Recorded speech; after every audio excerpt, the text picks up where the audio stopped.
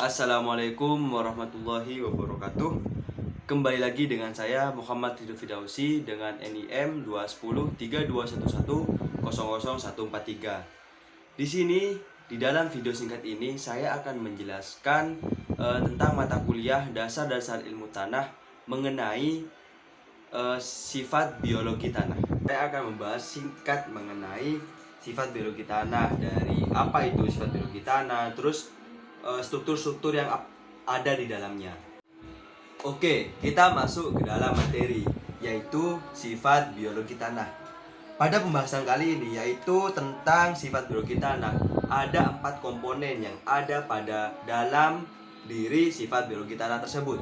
Yang pertama merupakan bahan organik tanah, yang kedua makrofauna dan mikrofauna tanah, yang ketiga bakteri, dan yang keempat fungi tanah. Apa definisi atau apa pengertian dari sifat biologi tanah tersebut? Tentu ada yang belum kan? Ya udah, saya akan menjelaskan apa itu sifat biologi tanah. Jadi, sifat biologi tanah merupakan segala aktivitas makhluk hidup yang ada di permukaan maupun ada di dalam tanah. Jadi, segala aktivitas seperti aktivitas kita sebagai manusia di bumi. Nah, tapi ini konteksnya di dalam tanah. Jadi, segala aktivitas makhluk hidup yang ada di dalam tanah maupun permukaan tanah itu yang dinamakan sifat biologi tanah. Nah, keterkaitan 4 komponen tersebut itu apa? Jadi, bahan organik tanah, mikro dan makrofauna di tanah, terus bakteri, terus fungi, itu merupakan makhluk hidup yang beraktivitas di dalam maupun di permukaan tanah. Oke, sekarang kita masuk ke penjelasan mengenai 4 komponen tersebut, dimulai dari komponen pertama, yaitu bahan organik tanah. Kita membahas singkat saja ya tentang bahan organik tanah. Kita menjelaskan peranan baiknya. Jadi peranan bahan organik tanah itu ada 3, yaitu sifat fisika pada tanah, sifat kimia pada tanah, dan sifat biologi pada tanah. Oke, kita masuk pembahasan yang pertama, yaitu mengenai peranan sifat fisika tanah. Jadi, sifat fisika tanah itu memiliki peranan yang penting dalam tanah itu sendiri. Yang pertama, membentuk agregat tanah. Yang kedua, membuat tanah lebih lunak sehingga mudah untuk diolah. Yang ketiga, memperbaiki kompaksi tanah. Yang keempat, mampu menyerap air yang tinggi sehingga tanah lebih tahan terhadap lingkungan yang mengalami kekeringan ya. Yang terakhir, memperbaiki aerasi pada tanah. Nah, itu merupakan penjelasan mengenai peranan sifat fisika tanah. Yang kedua, yaitu masuk kita peranan sifat kimia tanah.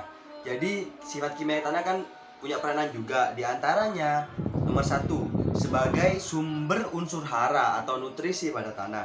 Yang kedua, dapat menetralkan keasaman dan kebasaan pada tanah. Yang ketiga, meningkatkan KTK tanah. Yang terakhir, meningkatkan ketersediaan unsur hara. Nah, yang terakhir mengenai peranan bahan organik dalam tanah, yaitu yang ketiga, peranan sifat biologi tanah. Langsung saja, yang pertama yaitu sebagai sumber energi bagi jasad hidup tanah. Yang kedua, meningkatkan jumlah dan aktivitas mikroorganisme di dalamnya. Yang ketiga, menjaga kesehatan tanah. Yang keempat, menambah kandungan humus tanah. Apa sih itu makrofauna dan mikrofauna? Nah, kalau kita mendengar tentang kata makro dan mikro, pasti kita sudah mempunyai pandangan ya. Kalau mikro itu kecil dan makro itu besar. Jadi kata itu merupakan kata kunci untuk kita memahami pada pembahasan kali ini. Nah, kita masuk yang pertama tentang makrofauna. Makro itu kan besar, mikro itu kan kecil. Jadi kalau makrofauna, fauna itu kan kelompok hewan tertentu. Jadi makrofauna di tanah merupakan kelompok hewan-hewan besar yang memiliki ukuran 2-20 mm yang merupakan bagian dari biodiversitas tanah yang berperan penting dalam memperbaiki sifat fisik, kimia, dan biologi tanah. Jadi singkatnya ya, itu merupakan kelompok hewan besar ukuran tertentu yang beraktivitas di dalam tanah, yang mempunyai peranan penting juga di dalam tanah. Nah, contoh dari mikrofauna itu sendiri merupakan cacing, rayap, semut-semut yang hidup di dalam tanah, dan lain-lain. Kan, kelompok hewan yang ukurannya relatif kecil, jadi ukurannya itu sekitar 0,02 sampai 0,2 mm, jadi sangat kecil sekali, yang hidup di dalam tanah maupun permukaan tanah, yang beraktivitas di dalam tanah itu sendiri.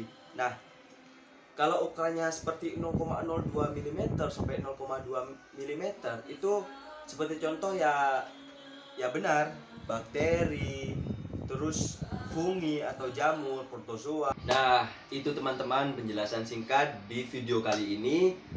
Untuk penjelasan lebih lanjut mengenai dasar-dasar ilmu tanah, kita nantikan di video berikutnya.